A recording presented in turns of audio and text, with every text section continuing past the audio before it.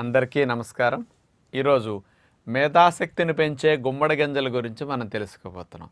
ప్రతి ఒక్కరికి తెలివితేటలు బాగుండాలి, మేధాశక్తి బాగుండాలి అని కోరుకుంటూ ఉంటాం కదా. మరి అలాంటి వాటిని పెంచే శక్తి గుమ్మడి గింజల్లో సైంటిఫిక్గా ఉందని ఎలా నిరూపించబడిందో ఇప్పుడు మనం తెలుసుకోబోతున్నాం అన్నమాట. మామూలుగా మన మెదడు చురుగ్గా పనిచేయాలంటే జింకు బాగా కావాలి. ఆ జింకు లోపం వల్ల మన శరీరంలో ఏమేమి ఇబ్బందులు వస్తున్నాయని సైంటిఫిక్ స్టడీస్ చేసాయో మనం తెలుసుకోబోతున్నాం.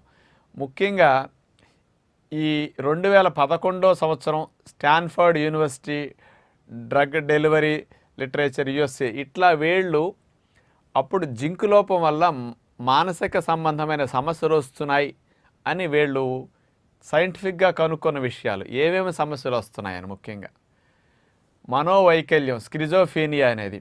హెల్దీగా ఉండే బ్రెయిన్ ఎట్లా ఉంటుంది, హై రిస్క్లో ఉన్నప్పుడు ఎట్లా ఉంటుంది, స్క్రిజోఫీనియా వచ్చిన వాళ్ళకి ఎట్లా మారిపోతుందన్నమాట. అంటే జింక్ లోపం వల్ల ఈ స్క్రిజోఫీనియా అనే మానసిక సమస్య వచ్చే అవకాశం బాగా ఉంది అని సైంటిఫిక్గా వాళ్ళు కనిపెట్టడం జరిగిందనమాట.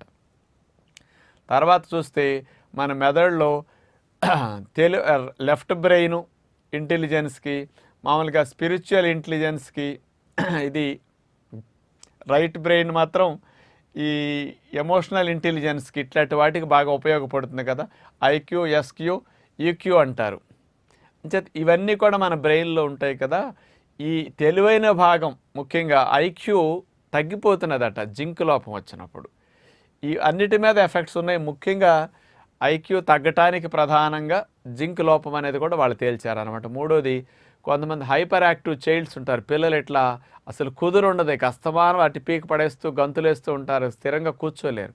ఇలాంటి హైపర్ యాక్టివ్ చైల్డ్స్కి జింక్ లోపం ఉంటే వాళ్ళు వీళ్ళు ఇట్లా ఉంటారని కూడా కనిపెట్టడం జరిగిందనమాట. ఈ పరిశోధన జింక్ లోపం వల్ల మెదడులో నరాలు పాడవుతాయి, దాని ద్వారా జ్ఞాపక శక్తి తగ్గిపోతుందని తేలింది వాళ్ళు ఇంకో పరిశోధనలో చూస్తే. ఇది ఎవరు చేశారు? 1982లో biological psychiatric American psychology association Washington DC వారు చేసిందనమాట. ఇది అంటే జ్ఞాపక శక్తి, ఇందాక చెప్పిన 3 రకాల సమస్యలు జింక్ లోపం ఉంటే వస్తాయి.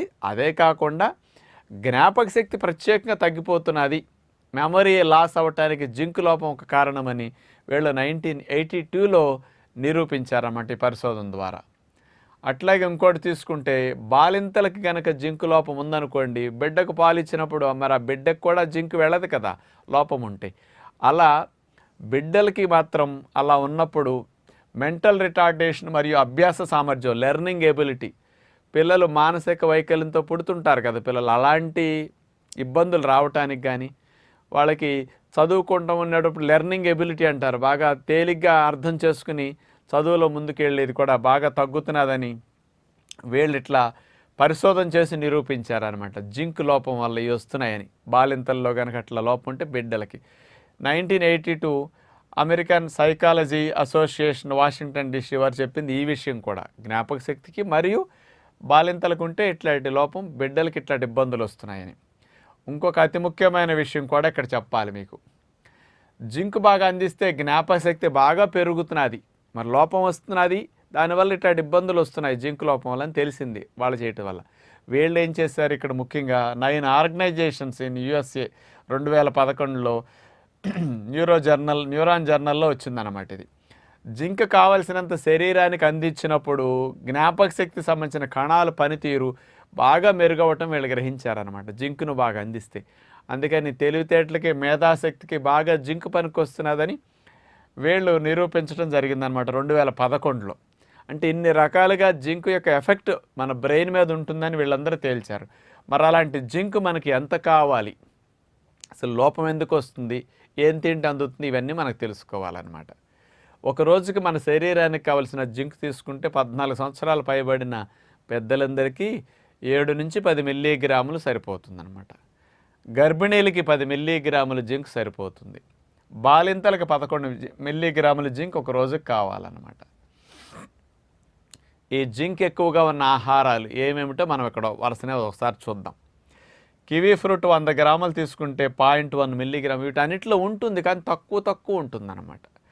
బ్రోకలీ 0.4 మిల్లీగ్రామ్స్, పుట్టగొడుగులు 0.5 milligrams, avocado 0.6 milligrams, beans 2.8 milligrams, అట్లాగే వాల్నట్స్లో 3 మిల్లీగ్రామ్స్, బాదం 3.1 మిల్లీగ్రామ్స్, వేరుశనగలు 3.2 మిల్లీగ్రామ్స్, జీడిపప్పులో 5.7 మిల్లీగ్రామ్స్. అంటే విత్తనాల్లో బాగా ఉంటుంది జింక్ అనేది.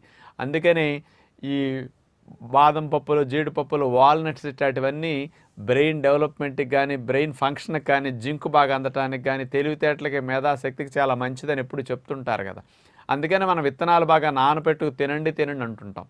ఇప్పుడు వీటన్నిటికంటే జింక్ ఎక్కువ ఉన్న ఆహారం ఇంకోటి చూస్తే గుమ్మడి గింజలు. మామూలుగా మనం గుమ్మడికాయ కూర వండుకోవటానికి కొడతాం కదా, అందులో ఉండే గింజలు పైన తొక్క తీసేసాక లోపల ఉండే పప్పుని విడిగా మార్కెట్లో మనకు అమ్ముతున్నారు ఇప్పుడు. అలాంటి గుమ్మడి గింజల పప్పులో జింక్ అనేది 7.8 మిల్లీగ్రామ్స్ ఉంది. మన బాడీకి 7 to 10 మిల్లీగ్రామ్స్ కావాలి. 100 గ్రాముల గుమ్మడి గింజలు తిన్నాము అంటే అంత వచ్చేస్తుంది అనమాట. అంటే పుష్కలంగా ఉంది, అన్నిటికంటే రిచ్ సోర్స్ అనమాట ఇది.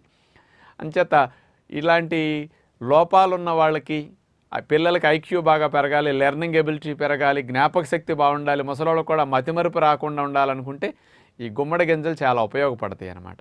అంటే ఒకే రోజు 100 గ్రాములు తినలేం, కానీ ఎక్కువ ఉంది కాబట్టి కొద్దిగా వాడకం బాగా చేసుకుంటే మంచిదని.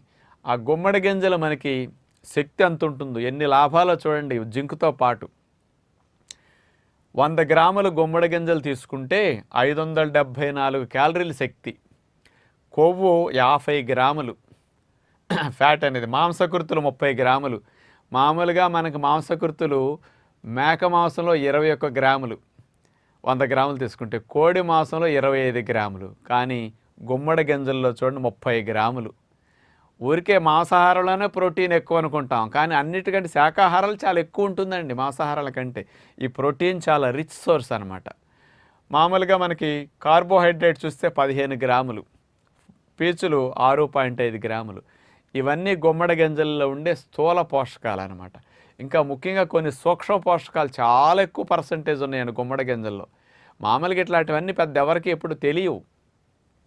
చూడండి సూక్ష్మ పోషకాలు, పొటాషియం 788 మిల్లీగ్రాములు కావాలి మనకి. ఇది అంటే ఉంది గుమ్మడి గింజలు 100 గ్రాముల్లో. 2500 మిల్లీగ్రాములు ఒక రోజుకి కావాలి, కానీ 25% పైనే మనకు 30-40% వచ్చేస్తుంది పొటాషియం. ఫాస్ఫరస్ అనేది ఒక రోజుకి మనకు 700 మిల్లీగ్రాములు కావాలి. ఎముకల తయారీకి కాల్షియంతో పాటు ఫాస్ఫరస్ ఉంటేనే ఎముకలు తయారవుతాయి. అలాంటి ఫాస్ఫరస్ అనేది 100 గ్రాముల గుమ్మడి గింజల్లో 1174 మిల్లీగ్రాములు ఉంది. కానీ ఒక రోజుకి కావాల్సిన 700 అంటే అంత ఎక్కువ ఉంటుంది అనమాట, బాగా లభిస్తుంది అనమాట ఫాస్ఫరస్ అనేది. విటమిన్ B3 4.3 మిల్లీగ్రాములు గుమ్మడి గింజల్లో ఉంటుంది, కానీ బాడీకి కావాల్సిన 14 మిల్లీగ్రాములు. అంటే ఎక్కువ అందిస్తాయి అనమాట బి విటమిన్స్ని కూడా.